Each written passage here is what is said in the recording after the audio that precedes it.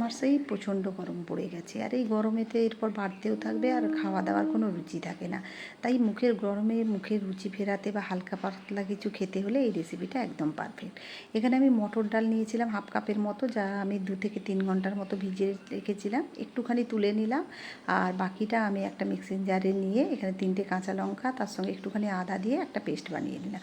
একটু দরদরা করে রাখবেন, একেবারে পেস্ট বানানোর দরকার নেই। এরপর ডালটা একটা ছোট্ট বাটির মধ্যে নিয়ে পুরো পরিষ্কার করে নিয়ে নেব। হাফ কাপের মতো ডাল ভেজালেই হবে। এর মধ্যে কালো জিরে, তারপর একটুখানি হলুদের গুঁড়ো, এর মধ্যে দিয়ে দেবো স্বাদ মতো লবণ, লবণটা দেখে দেবেন। এরপর একটু হিং দিয়ে এটাকে খুব ভালো করে ফেটে নেব। এটা যখন ফাটবো এটা অনেকটা বেশিও হয়ে যাবে এবং একেবারে হালকা হয়ে যাবে। দেখুন ফেটে নিতে কতটা বেশিও হয়ে গেছে, হালকাও হয়ে গেছে। এতে বড়াটা খুব সফট হবে। এরপর গ্যাসে একটা কড়া বসিয়ে ভালো করে গরম করে তাতে বেশ খানিকটা তেল দিয়ে দিলাম। তেলটা যেই দিয়ে দিলাম, এরপরে খুব ছোট্ট ছোট্ট করে এর মধ্যে বড়ির মতো বড়া বানিয়ে নেব। আপনারা এরকম ছোটো ছোটো করেই বড়াটা কিন্তু করবেন, বেশি বড় করার দরকার নেই। বড়াগুলো আমার একসঙ্গেই দেওয়া হয়ে গেছে। এবার বড়াগুলো আমি এরকম মিডিয়াম হিটে রেখে একেবারে মুচমুচে করে ভেজে নেব। এইভাবে একবারে এই রেসিপিটা বানিয়ে দেখুন, গরমের মুখে রুচি তো ফিরে আসবেই এবং খেতেও খুব ভালো লাগবে। আর এটা হালকা পাতলা হবে এবং শরীরকে ঠান্ডাও রাখবে। এইভাবে একবার বানিয়ে দেখুন। এরপর বড়াগুলো ভাজা হয়ে গেলে আমি বড়াগুলো তুলে নিলাম।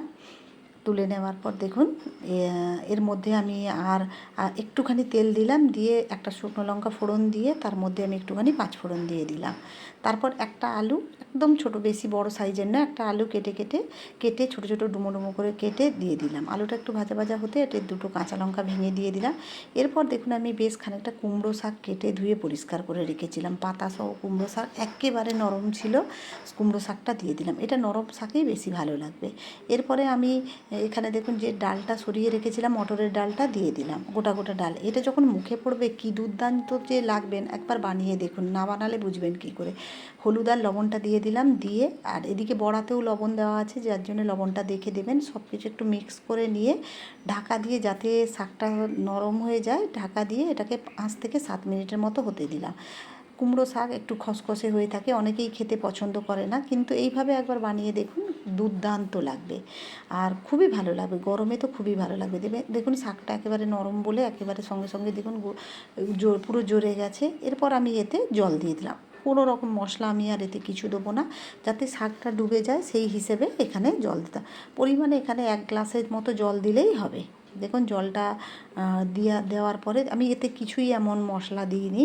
এরপর ঢাকা দিয়ে 10 মিনিটের মতো হতে দেবো, কারণ কুমড়ো শাক সেদ্ধ হতে একটু সময় লাগে। 10 মিনিটের পর দেখুন সব কিছু সেদ্ধ হয়ে গেছে। এবার খেয়াল রাখতে হবে ডালটাও কিন্তু সেদ্ধ হয়, যাতে গলেও না যায় কিন্তু প্রপার সেদ্ধও হয়। এরপর বড়াগুলো আমি দিয়ে দিলাম। বড়াগুলো দিয়েও বড়াটাও এর সঙ্গে ভালো করে হবে, সেটাও খেয়াল রাখতে হবে যে একটু, আর এই বড়ার স্বাদটা এর মধ্যে যখন ঢুকবে খেতে আরও ভালো লাগবে। একটু চিনি দিয়ে দিলাম, নিরামিষ রান্নায় চিনিটা অবশ্যই ভালো লাগে। এরপর আমি ওপর থেকে একটু জিরে ভাজা গুঁড়ো দিলাম। এটা দিলে এর স্বাদটা আরও বেড়ে যাবে। এখানে আবার ঢাকা দিয়ে আমি 5 মিনিটের মতো হতে দেবো। 5 মিনিট পরে খুলতেই একটা দুর্দান্ত গন্ধ বেরিয়েছে, খুব ভালো লাগবে। একবার গরম ভাতে বানিয়ে দেখুন, কথা দিচ্ছি ফেল হবেন না। আমি আপনাদেরকে ডালটাও চেক করে দেখিয়ে দিচ্ছি, খুব সুন্দরভাবে সেদ্ধও হয়ে গেছে।